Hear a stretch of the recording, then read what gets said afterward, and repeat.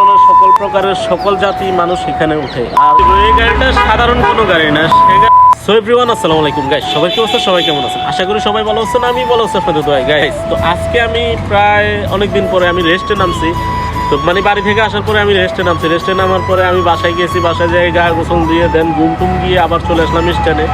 মানে বাসায় একা একা বসে থাকতে ভালো লাগতেছিল না, বোরিং ফিল করতেছি। তার কারণে মূলত স্ট্যান্ডে চলে আসছি।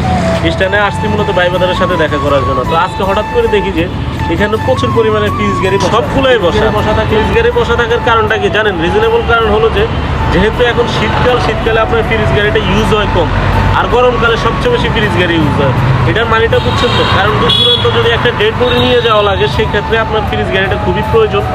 আর অ্যাম্বুলেন্সটা প্রয়োজন হলো যে আপনার যে ক্রিটিক্যাল অবস্থা, যখন পেশেন্টকে আমরা এদিক এদিক নিয়ে যাই, অক্সিজেন লাগে, ইভেন ব্রাদার লাগে, সেক্ষেত্রে অ্যাম্বুলেন্সটা প্রয়োজন। তো আসলে কথা সেটা না, কথা হচ্ছে আজকে আমি আপনাদেরকে এমন একটা গাড়ির সাথে পরিচয় করে দিব। এই গাড়িটা সাধারণ কোনো গাড়ি না। সেই গাড়িটা হলো যে কি, আসেন দেখাই, আসেন।